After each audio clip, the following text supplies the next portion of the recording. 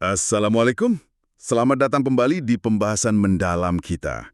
Hari ini kita punya materi yang sangat menarik dan relevan banget buat kita semua. Kesehatan. Tapi kita nggak akan bicara soal tren diet terbaru atau tips olahraga ya. Misi kita kali ini adalah membongkar sebuah sistem atau mungkin sebuah filosofi kesehatan yang utuh dari Al-Quran. Kita mau lihat gimana ayat-ayat suci ini, kalau kita baca bareng-bareng, ternyata menyajikan sebuah panduan yang lengkap. Panduan yang menghubungkan apa yang kita makan, kondisi mental kita pas sakit, sampai ke penyembuhan jiwa dan raga. Ini bukan sekedar daftar perintah loh, tapi sebuah kerangka kerja yang, wah, komprehensif sekali. Betul, dan yang bikin ini jadi begitu relevan ya, adalah gimana kerangka ini tuh beda banget dari pandangan modern yang seringkali terkotak-kotak. Kita kan biasanya punya dokter untuk fisik, psikolog untuk mental, pemuka agama untuk spiritual. Seolah-olah ketiganya itu entitas yang terpisah. Nah, Al-Quran, seperti yang nanti akan kita lihat, memandang semua ini sebagai satu ekosistem. Satu kesatuan yang gak terpisahkan. Tubuh ini dipandang sebagai amanah, sebuah titipan yang berharga. Jadi merawatnya itu bukan lagi soal pilihan atau estetika, tapi sebuah tanggung jawab spiritual. Ini mengubah segalanya kan? Betul sekali. Oke, mari kita mulai dari fondasi paling dasar dari kesehatan fisik. Apa yang masuk ke dalam tubuh kita? Al-Quran itu nggak cuma bicara soal apa yang boleh dan nggak boleh, tapi juga kualitasnya.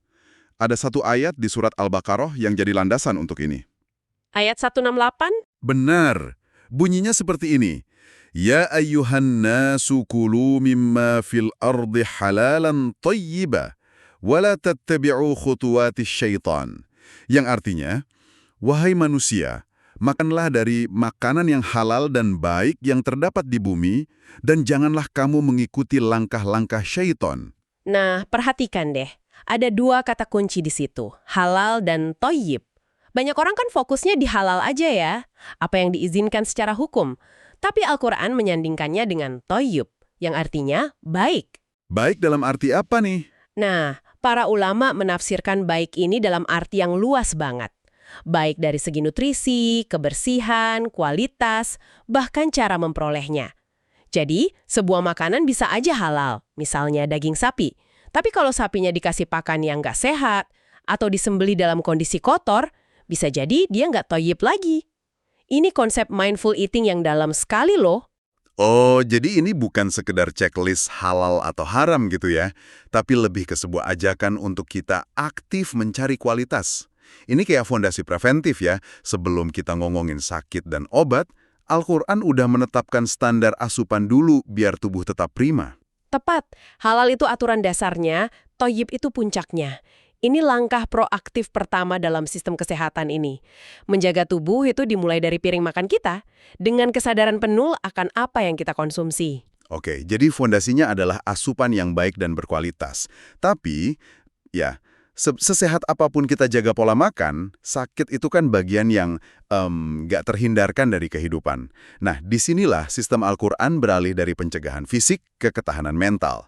Ada sebuah pernyataan yang kuat banget dari Nabi Ibrahim yang direkam dalam Al-Quran, yang menurut saya ini pilar utama dalam menghadapi penyakit. Pernyataan tentang atribusi ya, atau kepada siapa kita menyandarkan kesembuhan. Ini ada di surat Asy-Syu'ara ayat 80. Ayatnya sangat singkat tapi dalam banget. Wa idza maridtu fahuwa yashfini. Yang artinya, dan apabila aku sakit, dialah yang menyembuhkan aku. Kalimat ini, wah, ini luar biasa. Coba kita bedah sedikit ya. Nabi Ibrahim itu nggak bilang, jika Allah membuatku sakit, tapi apabila aku sakit. Jadi beliau menisbahkan sakit pada dirinya sendiri sebagai bagian dari fitrah kemanusiaannya yang lemah. Tapi begitu bicara soal penyembuhan, beliau langsung menisbahkannya secara mutlak kepada Tuhan. Dialah yang menyembuhkan aku. Ini bukan sekedar pasrah loh, ini sebuah tindakan reframing yang sangat memberdayakan. Saya ngerti. Jadi fokusnya bukan pada penyakitnya yang bisa bikin kita cemas, putus asa, tapi fokusnya pada Sang Penyembuh yang Maha Kuasa, yang memberi harapan. Persis. Coba bayangkan bedanya energi mentalnya. Di satu sisi ada pikiran, kenapa ya saya kena penyakit ini? Apa salah saya? Yang itu menguras energi dan menciptakan stres kan?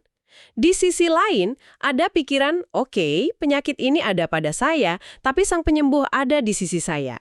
Ini nggak menghilangkan rasa sakit fisiknya, tapi ini membangun sebuah benteng spiritual yang kokoh. Ini fondasi ketahanan mental untuk menghadapi proses medis apapun. Mindset yang kuat ini kemudian didukung oleh aturan-aturan praktis yang sangat manusiawi. Saya rasa ini melegakan banget buat banyak orang. Soalnya seringkali ada perasaan bersalah pas sakit kan. Merasa jadi hamba yang nggak baik karena nggak bisa sholat berdiri atau harus batal puasa. Seolah-olah sakit itu tanda lemahnya iman. Padahal Al-Quran justru menunjukkan sebaliknya. Benar sekali. Disinilah prinsip ruksah atau keringanan itu berperan. Ini bukan sekedar dispensasi, tapi sebuah filosofi inti. Bahwa ajaran agama itu tujuannya untuk membawa kemudahan, bukan kesukaran. Contoh paling jelasnya ada di aturan puasa. Di surat Al-Baqarah ayat 185. Mari kita bacakan penggalannya ya. وَمَنْ كَانَ مَرِيضًا أَوْ عَلَى سَفَرٍ فَعِدَّةٌ مِنْ أَيَّامٍ أُخَرَ يُرِيدُ اللَّهُ بِكُمُ الْيُسْرَ وَلَا يُرِيدُ بِكُمُ الْعُسْرَ. Yang artinya, dan barang siapa sakit atau dalam perjalanan, lalu ia berbuka, maka wajiblah baginya berpuasa, sebanyak hari yang ditinggalkannya itu, pada hari-hari yang lain. Allah menghendaki kemudahan bagimu, dan tidak menghendaki kesukaran bagimu. Kalimat terakhir itu kuncinya. Allah menghendaki kemudahan bagimu dan tidak menghendaki kesukaran. Prinsip ini menunjukkan kalau merawat tubuh itu prioritas. Ibadah yang seharusnya mendekatkan diri pada Tuhan itu nggak boleh sampai merusak amanah yang Tuhan titipkan, yaitu tubuh kita ini. Ini secara nggak langsung bilang kalau memberi tubuh haknya untuk istirahat dan pulih saat sakit itu, ya bagian dari ketaatan itu sendiri. Wah, jadi merawat diri saat sakit itu bukan tanda lemahnya iman ya. Malah justru bentuk pengamalan ajaran yang paling otentik. Ini seperti dapat izin langsung dari Tuhan untuk berbaik hati pada diri sendiri ya. Betul.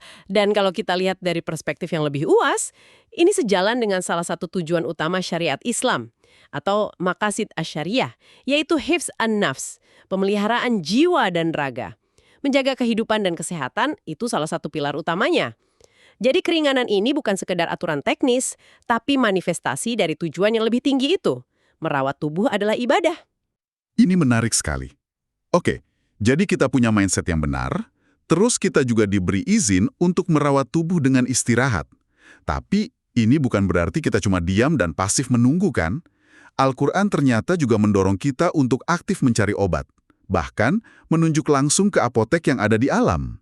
Nah, ini jembatan yang sempurna antara tawakal, percaya pada sang penyembuh, dan ikhtiar, yaitu usaha nyata mencari penyembuhan. Dan contoh yang paling eksplisit adalah madu. Ya, ini disebut dengan sangat spesifik di surat An-Nahl ayat 69, yakhruju mim butuniha syarabun mukhtalifun alwanuhu fihi shifaun linnas, yang artinya, dari perut lebah itu keluar minuman, madu, yang bermacam-macam warnanya. Di dalamnya terdapat obat yang menyembuhkan bagi manusia. Ada beberapa hal yang menakjubkan di sini. Pertama, spesifiknya itu loh. Al-Quran pakai frasa, minuman yang bermacam-macam warnanya. Ini mengisyaratkan adanya keragaman. Dan kita tahu sekarang kan, warna dan khasiat madu memang beda-beda tergantung dari nektar bunga apa yang diisap lebah. Ada madu kaliandra, madu randu, madu manuka, dan banyak lagi. Ini detail ilmiah yang presisi banget. Dan kemudian ada pernyataan yang lugas. Di dalamnya terdapat obat yang menyembuhkan bagi manusia atau shifaun linnas. Betul. Dan frasa bagi manusia atau linnas ini sifatnya universal. Nggak dikatakan bagi orang beriman saja. Ini anugerah untuk seluruh umat manusia. Lebih dari itu, ilmu pengetahuan modern sekarang memvalidasi klaim ini. Ratusan penelitian ilmiah sudah membuktikan kalau madu punya sifat antibakteri, antiinflamasi, antioksidan yang kuat. Jadi ini bukan keyakinan buta, tapi sebuah isyarat ilmiah yang, wow, mendahului zamannya ribuan tahun. Seolah-olah Al-Quran ngasih kita petunjuk, ini salah satu obatnya, sekarang coba deh kalian pelajari lebih dalam. Jadi ini semacam legitimasi spiritual untuk sains dan pengobatannya. Mencari obat, meneliti alam, menggunakan temuan ilmiah, itu semua bagian dari menjalankan petunjuk ini. Tepat. Ini menyeimbangkan antara doa dan tindakan. Kita berdoa kepada sang penyembuh sambil secara aktif mencari sarana penyembuhan yang udah dia sediakan di alam semesta. Keduanya jalan beriringan. Oke. Jadi sistemnya mulai terlihat sangat utuh nih.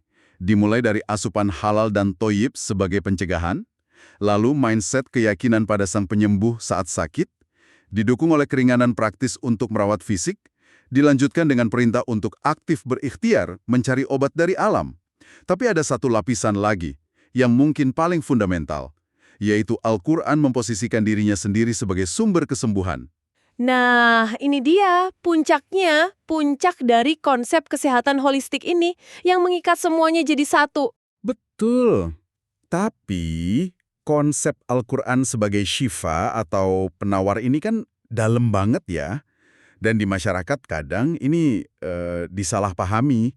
Ada yang menolak pengobatan medis sama sekali, merasa cukup dengan baca Al-Quran atau ruqyah misalnya. Nah, gimana kerangka holistik yang udah kita bahas ini seharusnya membantu kita menyeimbangkan keduanya? Kita lihat dulu ayatnya di surat Al-Isra ayat 82. Wa nunazzilu minal Qur'ani ma huwa syifa'u wa rahmatun lil mu'minin, yang artinya, dan kami turunkan dari Al-Quran suatu yang menjadi penawar dan rahmat bagi orang-orang yang beriman. Ini pertanyaan yang penting sekali. Disinilah kita harus paham bahwa kata syifa dalam Al-Quran itu punya banyak lapisan makna. Kalau madu adalah syifa yang bekerja langsung pada fisik, maka Al-Quran adalah syifa yang utamanya bekerja pada apa yang ada di dalam dada. Maksudnya penyakit spiritual dan psikologis, seperti cemas, ragu, iri, dengki, putus asa. Petunjuk dan janji-janji di dalamnya itu fungsinya menenangkan jiwa dan meluruskan kembali cara pandang kita. Jadi ini domainnya kesehatan mental dan spiritual. Utamanya begitu. Tapi para ulama besar seperti Ibnul Qayyum al-Jauziyah berpendapat lebih jauh. Beliau yakin kalau bacaan Al-Quran dengan keyakinan penuh juga punya efek penyembuhan fisik secara langsung. Melalui apa yang sekarang kita kenal sebagai koneksi psikosomatis, jiwa yang tenang dan optimis akan berdampak positif pada sistem imun dan proses penyembuhan tubuh. Jadi ini bukan pilih salah satu, bukan madu atau Al-Quran. Sistem ini mengajarkan madu dan Al-Quran. Keduanya saling melengkapi. Tunggu dulu. Jadi kalau kita susun semua ayat ini seperti sebuah protokol kesehatan yang lengkap ya. Dimulai dari tayyib sebagai nutrisi preventif. Saat sakit datang, kita aktifkan mindset yashfin, keyakinan pada sang penyembuh.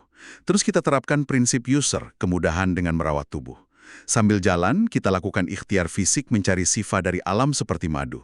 Dan sepanjang proses itu, jiwa kita dirawat dan dikuatkan oleh Al-Quran sebagai syifa utama. Saya belum pernah melihatnya tersusun seperti ini. Ini luar biasa. Dan inilah inti dari kesehatan holistik dalam Islam, semuanya terintegrasi. Nggak ada pemisahan antara klinik dan tempat ibadah. Merawat tubuh jadi ibadah dan ibadah menenangkan jiwa untuk mempercepat penyembuhan fisik. Keduanya saling menguatkan dalam sebuah siklus yang harmonis. Tubuh yang sehat memudahkan kita berpikir jernih dan beribadah. Dan jiwa yang sehat memberikan kita kekuatan untuk menghadapi tantangan fisik apapun, termasuk penyakit. Jadi, sebagai rangkuman untuk Anda semua, kita tidak hanya melihat ayat-ayat yang terpisah, kita telah merangkainya menjadi sebuah sistem. Fondasi nutrisi yang baik, kekuatan mental saat diuji, keringanan praktis untuk merawat raga, dorongan untuk mencari pengobatan fisik, dan puncaknya, penawar spiritual yang menenangkan jiwa. Sebuah cetak biru kesehatan yang lengkap. Sebuah harmoni yang indah antara raga dan jiwa, antara ikhtiar manusiawi yang didorong oleh ilmu pengetahuan dan keyakinan ilahi yang memberi kekuatan tak terbatas. Tepat sekali. Nah, sebagai penutup, kami ingin meninggalkan Anda dengan sebuah pertanyaan untuk direnungkan.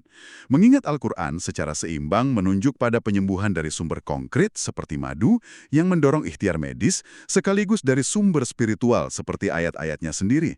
Menurut Anda, gimana ya cara terbaik untuk mengintegrasikan keajaiban medis modern dengan kekuatan spiritual dalam kehidupan kita sehari-hari, supaya kita bisa mencapai kesejahteraan yang seutuhnya? Sebuah pertanyaan tentang bagaimana kita, di zaman sekarang, bisa menghidupkan kembali sistem terpadu yang canggih ini. Terima kasih telah menyimak pembahasan mendalam kita kali ini. Sampai jumpa.